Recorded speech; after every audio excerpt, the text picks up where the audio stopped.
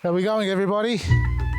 I'm back in the garden. I actually just got back today after yesterday's planting, and I only got to plant some beetroot because it was late in the day, and then I had radio again in the evening. So you can see the beetroot. I've got 1, 2, 3, 4, 5, 6, 7, 8, 9. There's a lettuce in here. There's a petunia that keeps coming up. Incidentally, petunias, that's 2 years old. It grew big, died down, it's grown back again. I have never pulled it out. I'll just keep cutting it back. Can you have a look at this? That's some of the old wood there. That's an old one that I didn't cut off. So good to give them a light prune and a feed. I'm not going to do it with my fingers. I need secateurs. Good to give them a feed, and they seem to come up all the time. If frost doesn't knock them out in winter, maybe we'll get another flush of flowers in springtime. Now, I've laid mulch so far in here. I've got to activate some more mulch, and for those who don't know what I'm talking about, it's actually soaking your mulch in some biostimulant, and I use our Eco Butch and Liquid Gold. You can use your favourites if you have something else. Either way, do that so you can get the activity happening straight away so it starts to break down, because that's the whole purpose of mulch. Not only as a blanket, it also helps to feed the soil and keeps it cool, keeps it warm when it's winter, cool in summer. So now that we're going into the winter, in the cooler months, the soil should not dehydrate that easily. And what I mean by dehydrate, I'll give you an example. Just come over this way and don't mind the mess here. I'm going to take the hose with me. Here we go. Now, I sprinkled some more of our planting mix. I literally just dropped it in here from the bottom end of the bag. Look at that. That was just sitting on the surface. I haven't done any watering on it, and you can see the mulch is really breaking down quite rapidly in this area here now. I need to top dress all this garden bed as well before I replant it. And on the topic of replanting, yesterday I spoke about planting in clumps. You know, when you've got little masses, there's a term they use for it. Well, I just call it a mass or a little forest or a field of it. That's when you get the one variety growing in one area, then you have another variety next to it. That's great. You can do that, or you can plant them in rows, or you can scatter them around, as I spoke about that yesterday. It's your decision, your predicament on how you want to lay out your garden bed. But on the topic of mulch, well, there's no choice about that. You've got to put mulch down in the garden, or otherwise it dehydrates like this.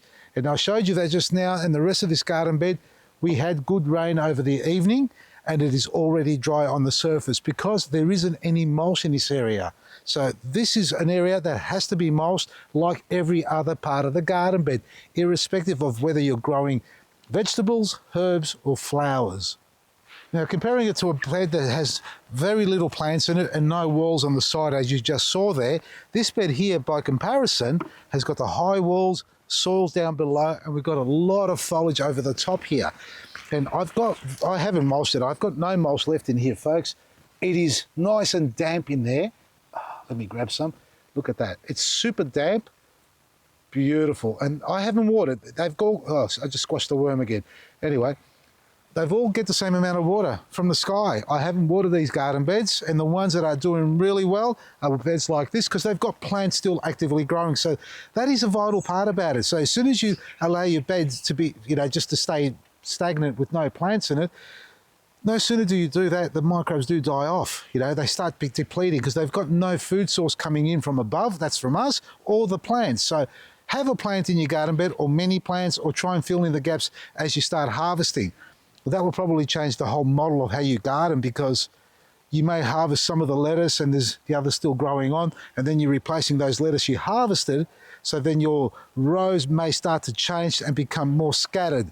Again, it doesn't matter. As long as you get a variety going in there, whether they're straight or clustered all together, up to you. Come and check out these beds.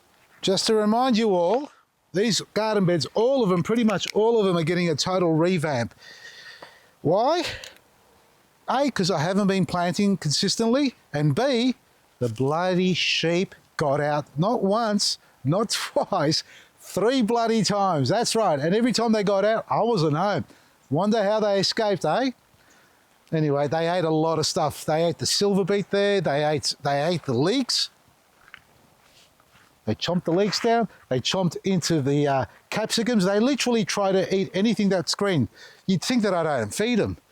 All I know is their guts. They love to eat. But back on the topic here of soil, have a look at this. Now, I top dressed this with only, actually it is compost. And this is the bark still showing through from underneath. So it's a very light layer of compost. My little baby tomatoes, they'll just rot away and the seeds will fall in the ground. Purposely done, because I do want to have my volunteers coming up, but I'm still going to try and plant my little rows here. but look how dry this is. This has been watered by nature. This morning it was super, super damp. And now if you look at it now, it's really nice and dry, dusty dry. We've got a lot of roots in there and cocoa underneath. And if I grab it all up, it's just, you think no water fell on this at all. So you wonder where the water's going. Well, it's evaporating basically. It's not soaking through. We've got very little life going on in the soil below, so we've got to activate it. This needs to be hydrated, and we need to put our mulch on, and then I can plant away. So I'm just going to hydrate it now. And it might require 2 or 3 passovers, because if you try and water it all in the one hit, chances are you're going to get very little penetration. You know, the moisture won't get down below. It'll sort of hydrate the first centimetre if you're lucky. It'll pull up like it is now, and that's for many a reason. A, because it's deep drying out from the wind and the sun, and B, the soil underneath is dry as well. So hydrate your garden before you start adding compost, planting mix or mulch over the top. Always, with every layer you apply down, water it in. You can water it in with plain water, or you can go that extra length and do a solution of biostimulants, because they will really help as well before you put your next layer on top. Now to the serious stuff, folks. Let's talk about outlets, our click and collect outlets, in particular our Theberton store in South Australia. Now we set that up at a Kennards Hire Centre in Port Road, Theberton. So it's 103 Port Road, Theberton. Why I'm announcing that is because it's closing down. We're closing it down. It was never meant to be a full-time and forever store. It was a pop-up store to start with, so we can set ourselves up in South Australia, which we have. And I know many of you are very disappointed, and I'm sorry about that.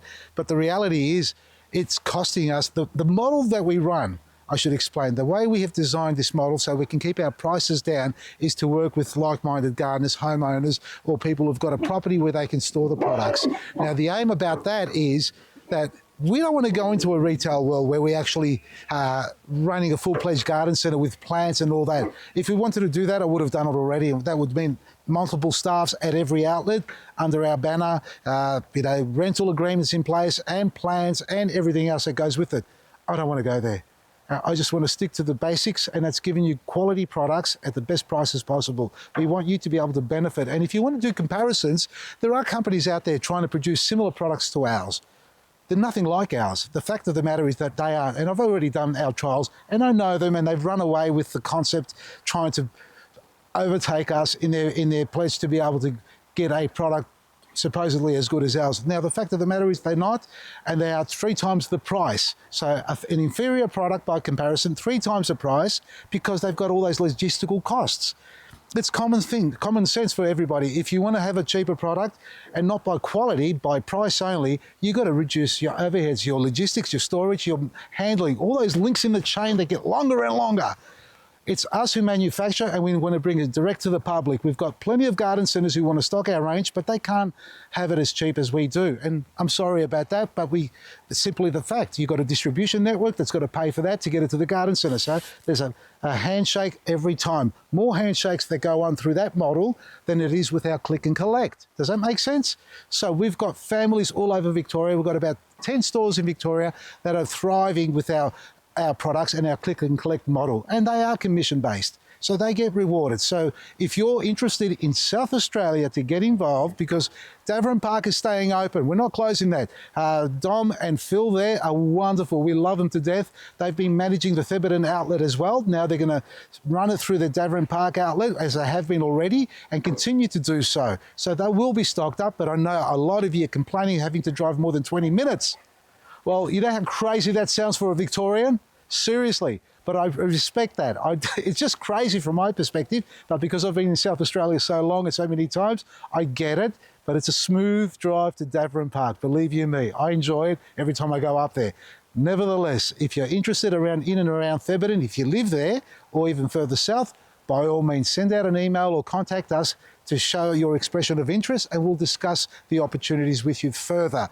But in the meantime, Theberton, folks, well, it's a place that was meant to be only a short term, and we lived it twice as long, and it's cost me a pretty penny to keep it going, and that's okay. That was an investment for us, but we can't continue that way. So to keep the prices down, we're going to stick with Davern Park and hopefully another 1 or 2 further south and west. Just get my bearings right, because east is the ocean. And we can set one up there if there's an island.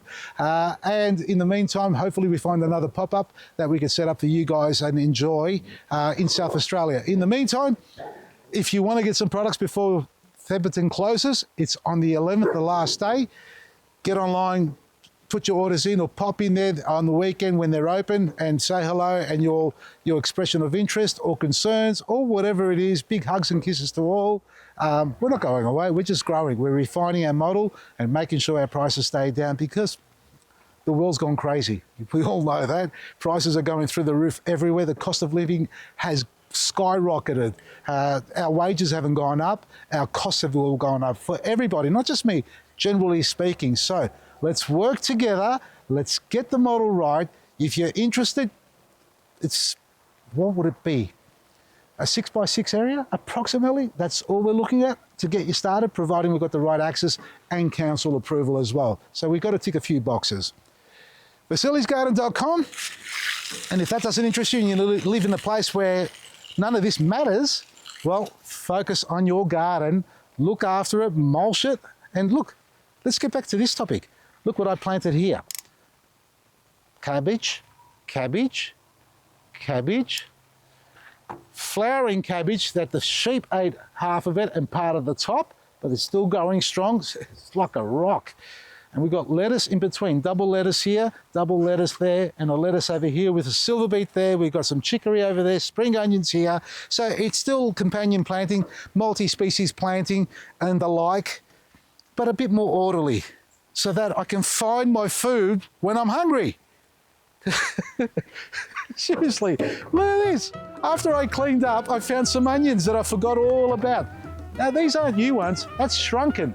That's because it was covered over with foliage from here, silver beet and the pumpkin that was growing over the top, scattered everywhere. Even the garlic chives here, flattened by all the other plants growing over the top. That will happen. Keep them together, Vasili. Get your shit right. Anyway, Vasili'sGarden.com. That's all I've got to say.